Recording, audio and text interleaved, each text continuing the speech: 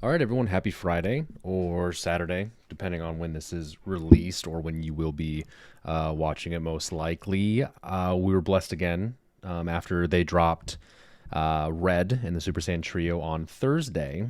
We had the first reveal season video that they've been putting out since last set. And in that video, they went over some of the red cards that they released on Thursday, and then they went over the one yellow archetype, which was obviously Super Saiyan 4 Daima Goku, which the whole archetype's been released. Looks pretty good. I'll have a separate video on that in the future, but this is just to go over all the leaders that they did show at the beginning of the first video, similar to the way they did for Fearsome Rivals. And obviously, spoiler alerts for the next, or from 30 seconds from now, essentially. Here are two of those leaders. One of the blue ones being Bulma, one of the other green ones being Gohan from Second Coming. Kind of knew that from the Family Kamehameha teaser in the SCR because of the distribution notes. But we got two other faces here on the front screen. One being King Kai. Spoiler, we're going to get our first King Kai leader. And we have another Majin Buu, which I'll just tell you right now, he's in green. So not necessarily a reboot per se, but something they've been doing these last couple sets has been putting out leaders in a color that they've been before, and then allowing that new archetype to use, if it wants to, some of the old cards. Now, they're not necessities, but there are some old Green Boo stuff that you're going to be able to use in that game, or in that deck, excuse me. So, belaboring the point, let's just go ahead and dig into the new leaders. So, first and foremost, I said this is the one that they actually went into detail with and released this entire archetype, similar to Red, because there only is one yellow leader in this set. It is SS4 Daima Goku. So I've spent some time on this deck already. I've got the deck proxied out, kind of been running through it to get my hands on it early, see the sequences and stuff like that. I think this deck looks good so far. But for the most part, I haven't really stopped and read a lot of these leaders other than this one and the red one. So I'm going to be kind of reading these to you guys, a little bit of an actual reaction to what they do, and just kind of my initial thoughts. We will have future videos again on all the archetypes and stuff like that. This is just going to be leaders that we know so far, or excuse me, the leaders that were obviously shown today. No archetype cards with them, just the leaders. This is for Goku. All right, so it's a top 5 searcher. Add up to 1 yellow Demon Realm card from your hand and then shuffle your deck. Its awakening clause is when your life is at 4 or less, or you have 2 or more energy, and a yellow Zenith with a cost of 1 is a draw 2, pick down to 6. Okay, pretty standard. They've been leaning more into the draw 2 than the untap 1, draw 1. For whatever reason, I think it's just elongating games ever so slightly instead of giving you an extra energy to start doing something earlier. They're just giving you more cards and hoping that, I don't know, changes the way the game is played in recent years. But on the Awaken side, first and foremost, we have a permanent that says Evolve skills on your yellow Demon Realm cards in your hand can be activated at counterplay timing. So this is a unique permanent. We haven't got this in the past. So all your cards that say Evolve, you can basically activate those Evolve skills when your opponent plays a card. Window 1, Window 2, what have you, depending on what they're playing and how they're playing it, which is really cool. It's very unique. So right out of the gate here, we have a new deck, new leader, new kind of shtick that they've never really gone into. So very, very cool. And then he's got an activate main / battle, which is once per turn, play up to 1 yellow Demon Realm card with a cost of 1 from your deck or drop in rest mode, then shuffle your deck. So it's main battle, meaning that you can do it on either player's turn. So this is essentially a way for you to draw on both turns because you're playing a 1 cost. And, surprise, surprise, these 1 costs either draw or they, top whatever searcher, or they do something else for the most part. But this is how the deck draws per, on your turn, you're probably playing the one that draws 1. There's one, spoiler alert, that doesn't draw but does something else that you could do, again, on your opponent's turn. So again, a unique way to sequence your plays, your deck, your cards, and stuff like that. So this leader is really, really cool. We saw the SLR as well. Very cool. If you haven't seen it, it's very classic. It's the iconic moment after he transforms in Daima. So go ahead and check that out. It's on the Facebook page. Moving on. So blue leaders, after getting the 1 blue leader last set in Cooler, granted we had the promo Frieza, but just the 1 in set leader, we have 2 blue ones this time around. One of them is the Pilaf Trio. and one of them is Bulma. We knew Bulma was coming in the set because of knowing that she was going to get an SCR, essentially. So it's not a surprise that she did get a leader. Let's go ahead and look at these bad boys. So for the Peel Off Shumai leader, when this card attacks, draw one and add up to one card from your life to your hand. Okay. Its auto is once per turn. When you deal damage to your opponent by attacking with a blue card, so any card that is blue, look at up to 3 cards on the top of your deck, add up to 1 blue Earthling card to your hand, then place the remaining cards in your drop. Okay, so it's not bottom of the deck and then shuffle or anything like that.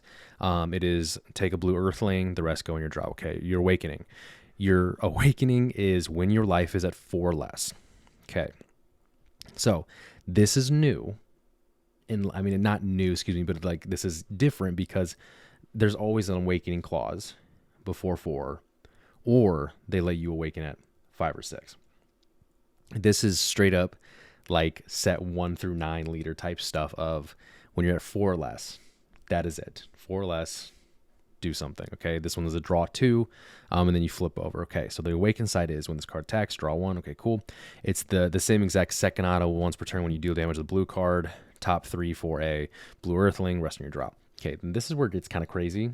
You know, continuing with this unique theme of special cool new stuff on these leaders. It's got an activate main that says for 2 blue energy, and you place 7 of your mono blue energy into their owner's drop. If you have 55 or more cards in your drop, you win the game. So a brand new, never before seen alternate win con slapped on this leader. 2 energy, and you put 7 energy, all mono blue, into your drop. Okay, so it's 2 energy, and then all your energy is gone, at least 7 of it, right? If you have 55 or more cards in your drop, you win the game. So it's a self-mill deck. It is essentially meaning that you have to run a certain amount of cards in your deck, right? Because you can't run a 50 because you're never getting 55 or more. So you're running at minimum 57, I think, because, well, you need 1 life and then the rest in your drop. So you have to run 56, I think is what that ends up being. No cards on your field, though. All your energy's gone. 1 energy or one life. But essentially, you're probably running 60, right? Room for error, 60 is the max. Make sure you can have at least a couple cards outside of your drop at any given time, right? So this is really cool. I'm really excited to see what the archetype is. I'm not like a big blue player unless it's more like aggro. I'm not the biggest control guy, which is kind of the classic thing of this color, but like this is really cool. And I may not like actually end up playing this deck at all, but I'm very interested to see what it does. Along the same interesting line as well is the Bulma leader. So it's a 5K, 10K, which normally comes with like, you know, these small human characters. First and foremost, a permanent that says you can't include non-Earthling battle cards in your deck. So you cannot have non-Earthlings. So I'm not entirely sure off the top of my head if that means that like Saiyan/Earthlings count because they are an Earthling, but at the same time they're also a Saiyan, which means they're a non-Earthling. The logic in that I'm not exactly sure. I can't really recall how the game handles it, but this is severely limiting the cards you can have in your deck. And it's got an activate main once per turn, draw a card, and add up to 1 card from your life to your hand. Okay, basic. And then when your life is at 6 or less, draw 1, and you can't activate skills on cards with energy costs of 4 or more in any of your areas for the game. So you cannot activate any cards with the cost of 4 or more at all, which means you're probably not putting them in your deck. Okay. You're only drawing 1 as well. You're not restanding here either. So already a very different Awaken. On the flip side, Bulma. So this is another Gooner Squad card. The SLR is going to go for $1 billion. You might even sell the very basic common for a couple bucks at this point, man, with the way they're doing things. I digress. Another permanent. If you have 7 or less energy and your blue Earthling card would be removed from a battle area by a skill or KO'd, add that card to your energy to rest mode instead. So you are self-ramping when your opponent... so it's skilled or removed by a skill or KO'd. So no matter what, if any of your blue Earthling cards are removed at all, if you have 7 or less energy, you are putting into your energy, right? That's not once per turn. So legitimately, if any of your skills remove your Earthlings or your opponents, or they're simply KO'd, as many as that happens to in a given turn, time, whatever, that's like instantly filling up your energy. And I think that's kind of the thing here is it is essentially giving you so much energy to work with. But you're limited to whatever the archetype cards are here and a much smaller card pool of legacy and old blue cards, right? I think that's the giveaway. You're just, here's all the energy in the world, but you can only play so many cards, right? Whatever, makes sense. Excited to see this one as well, because who knows what kind of cards are going to be in this. Is it going to be super control, or is it going to be like surprisingly aggro? I don't know. Its other autos once per turn. When your blue earthling card attacks, draw a card. Okay, very basic. Red Super 17 has this. It's just like it counts as if your leader or another card with the same traits, right, swings, whichever first, you just get the draw off that. And then an activate battle is place one of your blue energy at the bottom of your owner's deck. Choose up to one of your blue earthling cards, and it gets 15k power for the battle. So this is really cool because it's not once per turn or limit one.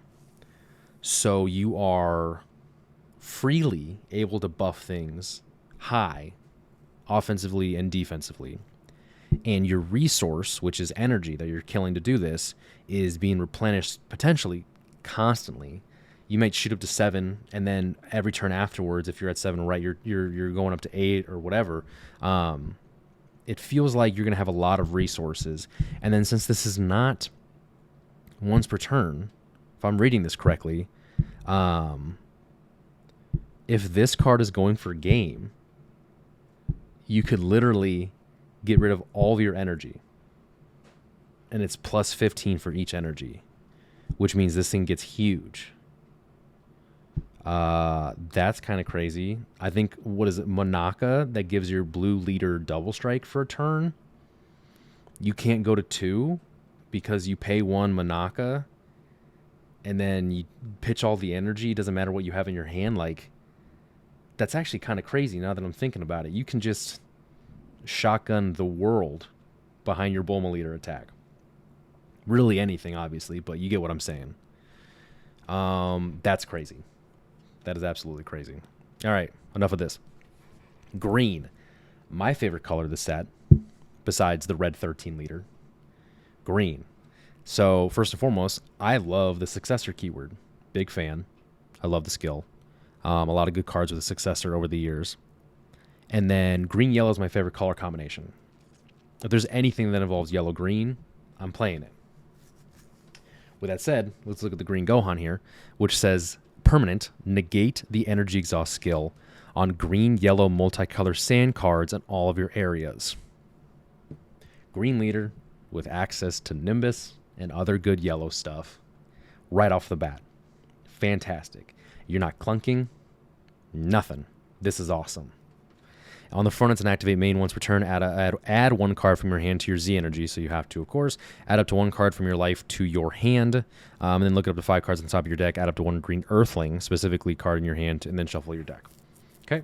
So no secondary awakening. It is just when your life is at 6 or less, switch up to 1 of your energy to active mode. So you're not drawing on awaken.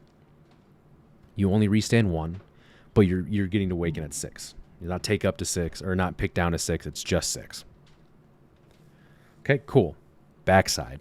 Very cool. Burnhan looking art. Great. Once again, you have the permanent to negate energy exhaust skill on all green yellow multicolor sands in your hand and reduce their combo power by 1. Reduce it by 1. So, free 10k combos. So this means Gogeta Omega Successor, that broken ass card, is now a free 10k in your hand. It is no longer a potential dead card in your hand, which is the risk reward of including it in your deck, right? And it's for a green leader. So green has the best pool of really good 8 cost cards, meaning that like that card is potentially a 4 of in this deck. I don't know if you do by the end of the day when we see the archetype if it's smart or not, but like that's free.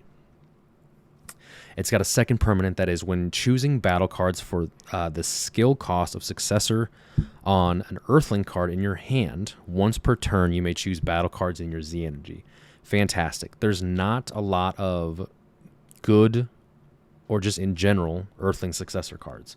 I think there's an old SS2 Gohan that's a triple striker, but it costs 3. Probably not. There's an Oolong multi, but I don't think he's successor. I think it might be just that Gohan. So we're going to get some successor Earthlings this set.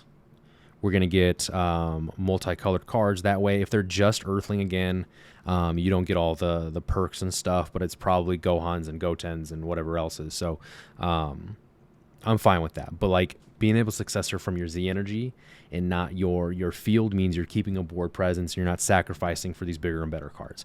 This is huge. And what's cool is it's not just choosing one card. So if you can kill multiple Z energy for the one card. So if you have 1/8, cool, 2 4s, what have you, I absolutely love that. And then finally, its auto is when this card attacks or when your battle card with successor is played, draw one.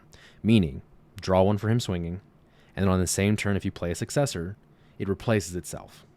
At minimum, if the successor draws at all, then you're just plussing, right? Like you're plussing off leader swing, you're plussing off your successors if they do draw as part of their effect. This is so crazy. I'm so excited.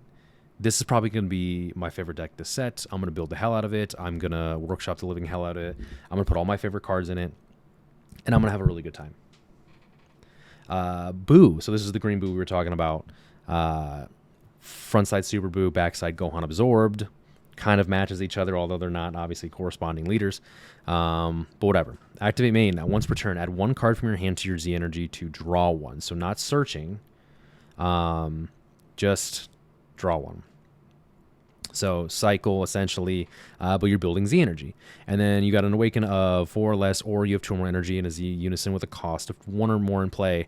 Add up to 1 absorption card from your deck. So absorption being the name of the card, similar like the red trio getting a spirit. Add it from your deck to your hand, then shuffle your deck, draw 1, and then add cards from your life to your hand until you have 6 life left. So this is essentially a draw 2, but one of them is just a very specific card.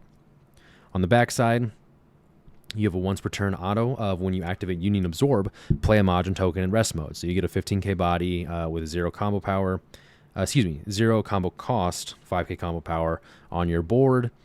These things can add up. You're going to hate playing against a green mirror. But if you're not playing against green and like mass removal, these things could potentially stack up turn after turn. Which is cool. And then second auto of when this card attacks, draw 2 and discard 1 from your hand. So that's awesome. Great filter. I think Red Broly was pitch 1, draw 2. This is draw 2, pitch 1. So it's you get the draw first before pitching anything. This is the best like on swing draw probably in the game. Huge. And then activate battle once per turn. Use up to 2 cards with 5,000 combo power from under your green Majin Buu cards in a combo with their skills negated for the turn. So this is similar to Black SS4 Vegito Zeno, where you could combo with like the fusion pieces underneath it. More than likely, you have fusion pieces, or not union pieces, plus cards that you're like eating from your opponent if again this has similar effects, which Buu usually has had in the past. So then you're like eating your opponent's cards and then comboing them out later. Like that's fantastic. Such a good floor for this leader. So excited for Gohan. Like, dude, green is going to be, I think, super cool this set. Black leaders. It was only a matter of time. We have our first U7 black leader with the trio of Goku, Android 17, and Frieza. This card has access to any card that needs a Goku leader. It has access to a Frieza clan cards like Race's Frieza. Already a really, really good foundation. And hell, 17's there for Android cards. So like, who knows? I think the tech options for this leader are going to be really, really cool. And I'm excited to see what people are able to build with it. But let's go into the leader. So on the front, activate main once per turn, burst 3. So Vegx package, is right there. Add 1 card from your hand to your Z energy. So all these, for the most part, most of these leaders are building Z energy with their front side, which is great to see because in today's meta, I think you just kind of have to be able to do that. Look at up to 5 cards on top of your deck. Add up to 1 black Universe 7 card to your hand and shuffle your deck. Awaken if you have a total of. I believe this is a little blurry on my end. 5 or more black Universe 7 cards in your Z energy. And or drop. Whew, that would have been crazy.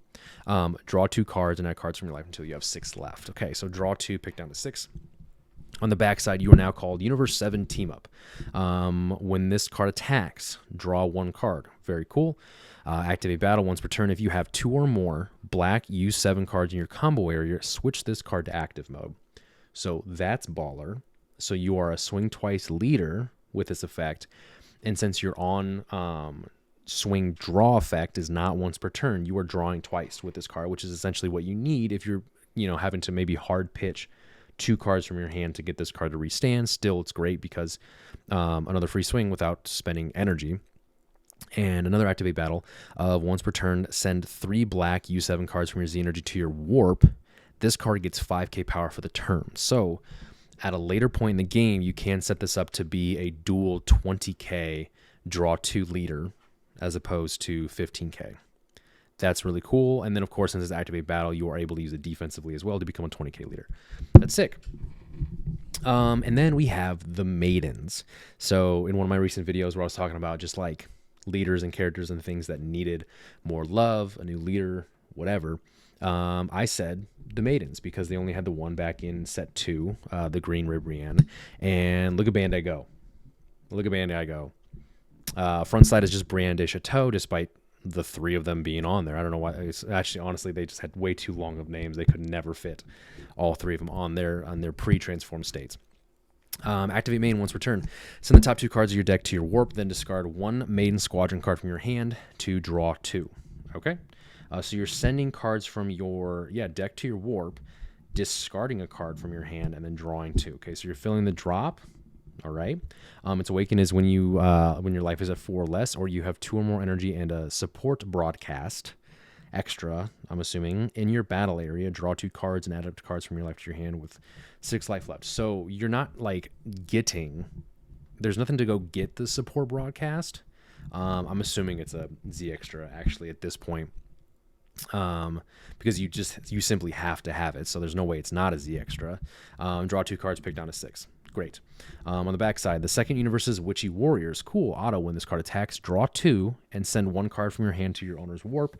Then place up to 1 black Maiden Squadron card from your warp at the bottom of its owner's deck. All right. Activate main battle. Once per turn, send 2 U2 cards from your drop to their owner's warp. Play up to 1 black Maiden Squadron card with an energy cost of 2 from your hand. Okay, so a little bit of free play here as well. Again, we've seen none of the cards for either of these leaders, but free playing stuff, usually pretty good, right? You're not paying energy for stuff. That's what we like to see. And then you are a draw 2, pitch 1 essentially leader, similar to the Green Buu. Like, this is going to have good draw power, good cycling. It's already a good foundation. So I like these leaders for different reasons. I think these both already look really good, again, just from looking at the leaders. Lastly, we have the 2 new white leaders. Now, you want to talk about 2 leaders who are not connected at all. We have the GT trio, which we saw from the trailer, and then we have North Kai, and then from his Awakened side, you can see that they play into when he dies after Cell explodes on his planet. Sick, man. I mean, very cool. It's our first North Kai leader ever, and then they had to throw in like one of the funniest moments of this character's lifespan on the cards. So super cool. Let's go over real quick. So GT Trio is activate main once per turn. Add a card from your life to your hand. So this is not optional. You have to add a card from your life to your hand. You then look at the top 5, find a white sand card in your hand, then add it to your hand, and then shuffle your deck. Okay, so that grabs a lot of good stuff. A lot of the best white cards are sand tags, so fantastic. It's Awaken, no secondary Awaken. It is just when your life is at 5 or less, draw a card and switch it to 1 energy to active mode. Okay, so nothing crazy on this one so far. Trio again here on the backside. Auto, when this card attacks, draw 1. Great. Activate main / battle. Once per turn, choose 1 of your cards and switch it to revealed mode. Choose up to 1 of your white Son Goku GT, Pan, or Trunks GG battle cards, switch it to active mode, and it gets plus 5k for the turn. All right, so this is a way to gain pressure offensively, a way to potentially buff up a blocker or something defensively, because it says battle cards, so it is not for your leader, unfortunately, but I'm assuming there's some blockers and some good cards like that that are going to be able to take advantage of this.